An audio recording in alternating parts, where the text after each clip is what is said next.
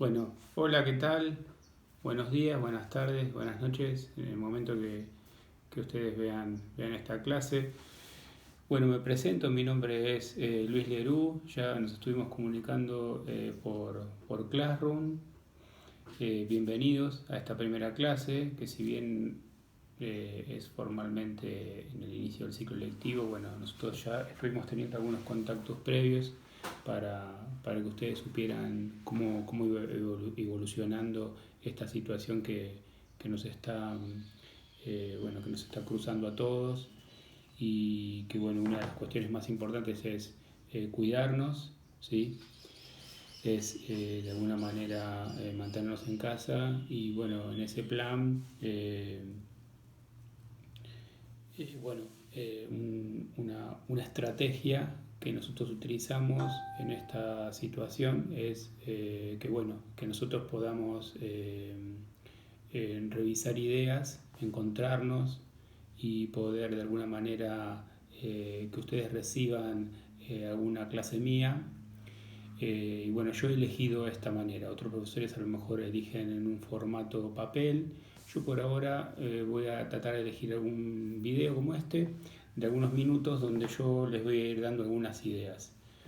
A ver, lo más importante es que estemos conectados, no se sientan exigidos a fondo con las actividades que yo les voy a dar, que van a estar en la última parte del video. Es una actividad muy sencilla, donde yo voy a ir guardando registro a ver si ustedes me van entendiendo. Debemos decir esto, los profesores de matemática, como en cualquier disciplina, eh, hay distintas formas de pensar, ¿sí? Historia, matemática, medicina, política, hay diferentes formas de pensar. De acuerdo a la formación que uno tiene, y a veces la forma de pensar algunas cuestiones, es que nosotros nos inclinamos a hacer unas miradas u otras. En particular, por mi formación, yo me he dedicado a lo que es la matemática aplicada a otras ciencias y por otro lado a la didáctica de la matemática en los distintos niveles. Entonces, seguramente ustedes a lo mejor van a ver un profesor que no es el profesor tradicional que ustedes están acostumbrados a ver. Eso no quiere decir que no vamos a ver cuestiones matemáticas, sino que yo tengo una mirada quizás diferente a otros profesores. Es por eso que yo hoy, en este primer encuentro, lo que les quiero contar es un poquito cómo llegamos acá con la matemática. La materia el espacio se llama Matemática Instrumental 1. Yo soy profesor también de Matemática Instrumental 2. Y la idea es que nosotros podamos entender que matemática instrumental es una matemática aplicada a otras ciencias, o sea, es subsidiaria, es de ayuda para que nosotros, con situaciones problemáticas, podamos entender cuestiones de las ciencias naturales y en especial biología. Ustedes me dirán, ¿y esto es posible? Porque yo no lo vi en la secundaria así. Bueno, nosotros podríamos decir, eh, quiero explicar la caída de un cuerpo matemáticamente. ¿Lo podemos hacer? Sí, lo hace la física, pero la física necesita cuestiones matemáticas para resolverlo. Ah, la química puede explicarnos, por ejemplo, con el carbono 14, cómo a través del carbono 14 podemos encontrar la antigüedad de restos fósiles. Bueno, sí, lo podemos hacer. ¿Y la matemática lo explica? Sí, con modelos, con expresiones, con un análisis de un enunciado. Bien, en biología, ¿podemos explicar el proceso complejo de la fotosíntesis, que es un proceso biológico, desde la matemática? Sí. Bueno, y lo vamos a ir haciendo, ese es el desafío. No tengan temores a esto, es un camino largo, pero que lo vamos a ir haciendo. Tenemos un camino de 2 años, porque al tener la oportunidad de cursar 2 años seguidos con el mismo profesor, ustedes van a ver la misma tendencia, las mismas ideas, los mismos desarrollos Y cuando pase el tiempo vamos a retomar. ¿Se acuerdan cuando nos encontramos aquella vez en esa clase virtual? O cuando nos encontramos diciendo tal, y lo vamos a ir citando y relacionando permanentemente. La experiencia de mucha gente que tiene con la matemática no es buena. Vamos a romper con eso. ¿Sí? Vamos a tratar de amigarnos con la matemática, voy a tratar de demostrar la matemática desde un lugar más sencillo. Y para esta primera clase elegí un formato que es contarles brevemente un poco cómo la matemática arranca, supongamos, desde algunas ideas de hace 20.000 años y cómo nos paramos hoy. Pero fundamentalmente ahí, relacionada con las ciencias naturales, específicamente con la biología. Nosotros podemos decir que hace 20.000 años el hombre tuvo ideas de números, de conteo.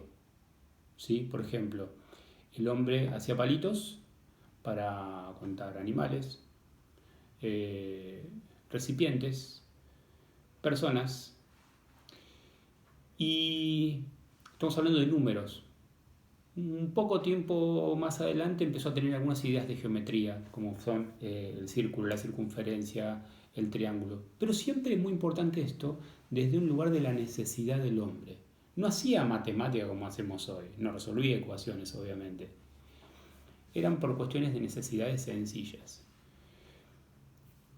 Se planteaba cuestiones relacionadas no solamente con la matemática, sino algunas cuestiones mecánicas, cómo hacía para traer agua desde un río que estaba a una cierta cantidad de distancia, traerla al lugar donde vivía, cómo poder correr una piedra por medio de una palanca, bueno, etcétera, etcétera. Es importante que nosotros podamos ver que la matemática nace desde esa necesidad. ¿Qué vino después de todos estos conocimientos previos que tuvo el hombre? Vinieron las grandes civilizaciones. Tenemos Egipto, tenemos a los sumerios que habitaron la Mesopotamia, que son los primeros los que se acercan al número pi. Tenemos a los chinos. Tenemos un conjunto de matemáticos griegos, tales como Tales, precisamente Pitágoras, Euclides, que es el padre de la geometría métrica, el que nos define qué es un punto, qué es una recta, qué es un plano. Pero esos matemáticos griegos no hicieron otra cosa que formalizar una matemática que esas civilizaciones venían de alguna manera realizándolas en forma de necesidad y sin escribir las demostraciones. Ustedes imagínense cómo eran el conteo, palitos. Imaginemos si nosotros ahora a veces no utilizamos sistemas de numeraciones rudimentarios. No sé cuántos de ustedes jugarán al truco, a la escoba de 15. ¿Cómo anotamos nosotros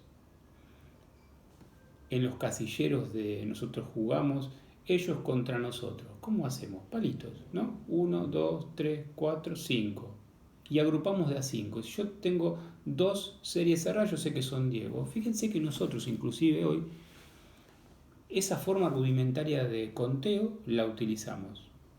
Bueno, si nosotros nos venimos más acá en el tiempo, nosotros nos vamos a encontrar fines del siglo XII, principios del siglo XIII, con Fibonacci. Fibonacci es el que incorpora el sistema de numeración arábigo, el que nosotros utilizamos.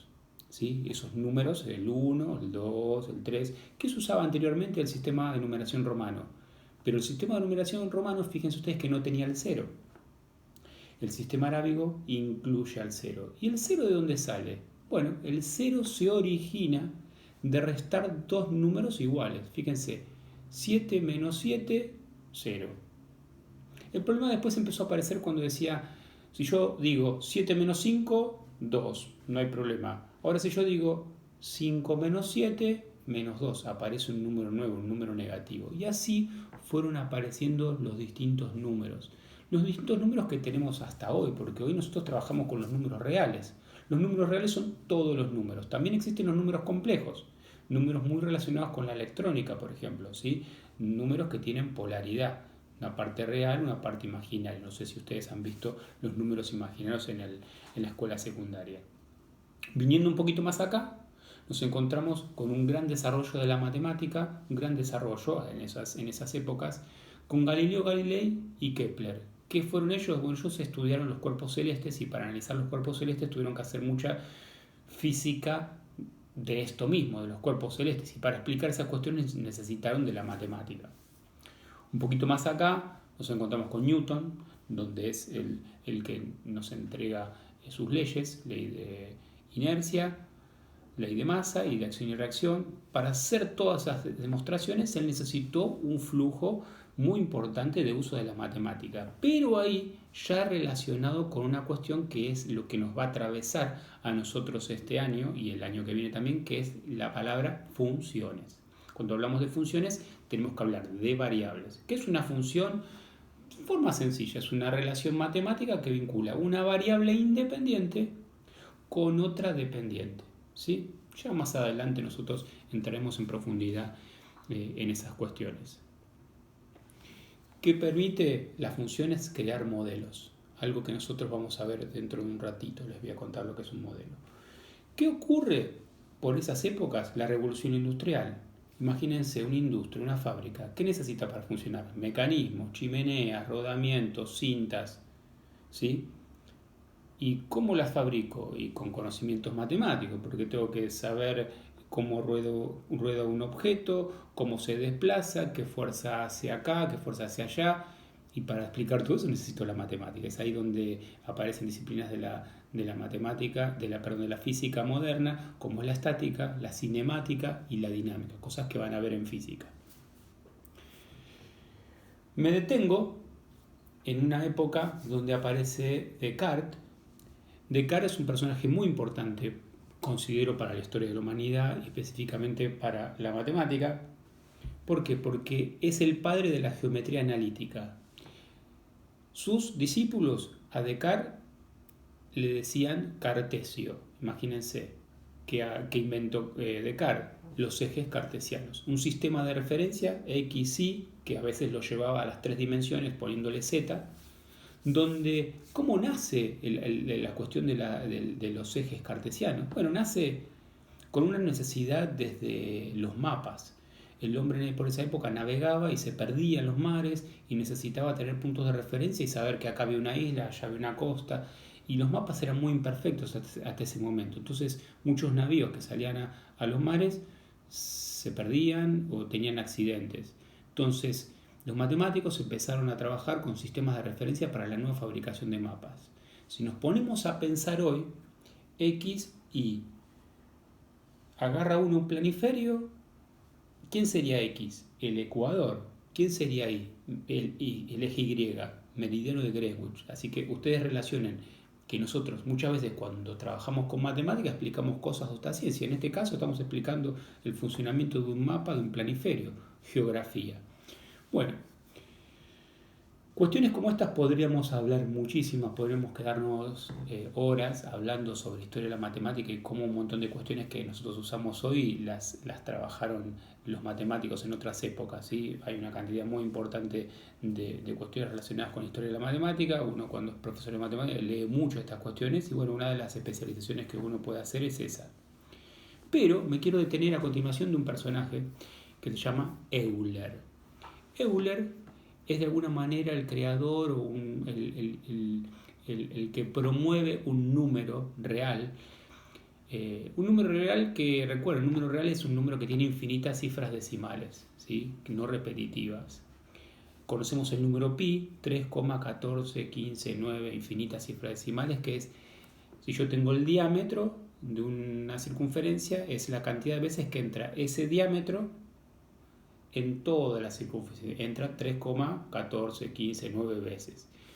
Aparece este número E de Euler, que es 2,718 e infinitas cifras decimales. ¿Qué ocurre? ¿Por qué aparece este número E en la historia de la humanidad? Bueno, el número E se llama número natural. ¿Por qué? Porque está relacionado con muchas cuestiones de la naturaleza. Se dice que Euler, en las demostraciones que fue haciendo, estuvo atravesado en esa época por muchas enfermedades. Enfermedades, fíjense, que propio de esta época, ¿no? De funciones de expresiones de crecimientos bacterianos y virósicos y de enfermos, de cantidad de enfermos, de expresiones que crecían exponencialmente. ¿Vieron esta curva que hoy se habla de la pandemia del COVID-19? Que decimos, tiene un crecimiento exponencial, la curva se achata. Bueno, todas esas expresiones son propias y se utilizan herramientas como el número E en algunos casos que vienen de aquella época. Bueno, en esa época, fíjense qué relacionó con la biología, ¿no? Se empezaron a explicar científicamente algunas cuestiones relacionadas con enfermedades, crecimientos de amebas, ¿sí? De bacterias, de organismos unicelulares. Podríamos seguir entablando estas relaciones mucho tiempo. Después vamos a encontrar nosotros situaciones problemáticas que yo les voy a plantear, donde todo esto se ve reflejado. Y que lo que hoy estamos viendo en la televisión, en los medios, y que inclusive el presidente explica con sus gráficos, se explica con todo esto, con modelos matemáticos. Fíjense, a veces cuando uno tiene alumnos y que a uno le pregunta, pero esto ¿cuándo lo voy a usar? O para entender qué cosa. Yo creo que esta época es una época para poder usar todas estas herramientas que tenemos y todas estas cuestiones que nos presentan los medios y en internet inclusive, donde nosotros podemos explicar y entender un montón de cuestiones. Fíjense la importancia hoy de poder entender y leer gráficos. Bueno, esos gráficos vienen de una función, de un modelo. Volviendo a la historia, un poquito más acá viene la Revolución Francesa, donde, resumiendo, ¿no? La Revolución Francesa es un lugar en el pensamiento del hombre donde se establecen derechos del hombre, acuerdos, en forma general, ¿no? Y uno de los que se establece un año después, producto de esta revolución, es que se establece como unidad patrón de medida el metro, ¿sí? Se utilizan unidades de patrón también de otras cuestiones, como por ejemplo el peso. ¿Por qué? ¿Qué pasaba hasta ahí? Bueno, el hombre medía muchas cuestiones relacionadas con las dimensiones de su cuerpo. El pulgar, la cuarta, el pie, el codo, que era la distancia de un rey desde el codo hasta la punta del dedo mayor, o sea que eran unidades con cierta imperfección. Bueno, se necesitó acordar eso porque la modernidad lo exigió. Estamos hablando de 1790, ¿no? El acuerdo para que haya una unidad de medida propia para todo el mundo. Imagínense que los comerciantes muchos se aprovechaban por una situación de que no se medía todo de la misma manera. Bueno, podemos hacer una trayectoria en el tiempo y venirnos más acá. Nos encontramos con el siglo XIX, que es el siglo en donde se podría decir hay una cuestión relacionada a la matemática con las cuestiones de transporte. Aparecen muchos transportes donde la mecánica nuevamente vuelve a aparecer, y para explicar esas cuestiones de mecánica se tuvo que sustentar de la mano de la matemática. Podemos relacionarlo con la química moderna, que se arranca ahí con las ideas de Lavoisier. Lavoisier, para explicar un montón de cuestiones, tuvo que hacerse de herramientas matemáticas para también enfocar y darle un formato a esa química que se estaba transformando. Y nosotros después llegamos al siglo anterior, no el que estamos ahora, el siglo XX, donde se produce un avance muy importante de todas las ciencias en su conjunto. Fíjense, la teoría de la relatividad va de la mano con demostraciones matemáticas. Y hoy tenemos en día una matemática con un poder muy importante, muy cerca de las cuestiones tecnológicas. Un poquito para redondear la clase de hoy, nosotros podemos identificar 4 idiomas en matemática, ¿sí? 4 idiomas. Uno es el lenguaje coloquial, que es el lenguaje de las palabras. Cuando yo enuncio algo, yo digo, por ejemplo, el área de un círculo surge de multiplicar el número pi por el valor del radio al cuadrado. Bueno, yo ahí dije cómo se calcula el área de un círculo en forma coloquial, en palabras, no escribí nada, lo dije en una frase. Se puede escribir, pero eso es una forma coloquial. Hay una forma algebraica que es escribiendo una fórmula. Si área de un círculo igual pi por radio cuadrado, es una fórmula. Después hay una forma, recuerden, coloquial, algebraica, una forma numérica, un lenguaje numérico, que es el lenguaje donde yo utilizo números, operaciones, donde yo hago la cuenta, ¿sí? Donde puedo armar una tabla de valores, lenguaje numérico. Y luego un lenguaje que es muy importante, ¿sí? Que cierra esta estructura de lenguajes, que es el lenguaje de los gráficos. Yo puedo graficar en ejes cartesianos todas estas situaciones. Pero esto va agarrado de que esto nos brinda una herramienta para crear modelos. Esto que nosotros ya en algún mensaje yo le dije, vayan pensando en modelos, bueno, y que ustedes estuvieran escribiendo que los modelos eran estructuras o que podían ser formas para explicar de determinadas situaciones. Bueno, hasta acá llegamos. Espero que haya sido interesante esta clase y quiero pedirles primero que me cuenten qué les pareció esta clase y después que ustedes en 10 palabras en el Classroom, en 10 palabras, no frases, palabras de esta clase, ustedes me pueden hacer un correlato, ¿sí?, histórico de cómo el hombre llegó desde la necesidad de la utilización de la matemática hasta el día de hoy. 10 palabras secuenciadas. ¿Qué nos va a permitir esto? Entender cuál es la importancia de la matemática, pero no como un hecho aislado, como un hecho que se asocia a otras disciplinas y que nosotros, dentro del profesor de biología, lo vamos a asociar a esta disciplina. Así que bueno, les agradezco la compañía, espero que estas ideas que yo les doy les haya parecido correctas, que la hayan pasado bien, ¿sí? Yo quiero siempre decir, los docentes tenemos que ir al aula, ya sea un aula física o un aula virtual, a ir a que el alumno la pase bien. Entendiéndose que la pase bien es que se pueda formar, pueda entender y pueda disfrutar de ese momento. Así que bueno, ojalá que esta idea que uno se plantea al principio se haya llevado a cabo. Así que les mando un abrazo, cuídense mucho y los espero ahí en el Classroom con esa actividad que yo les dije hace un ratito. Así que bueno, abrazo y cuídense.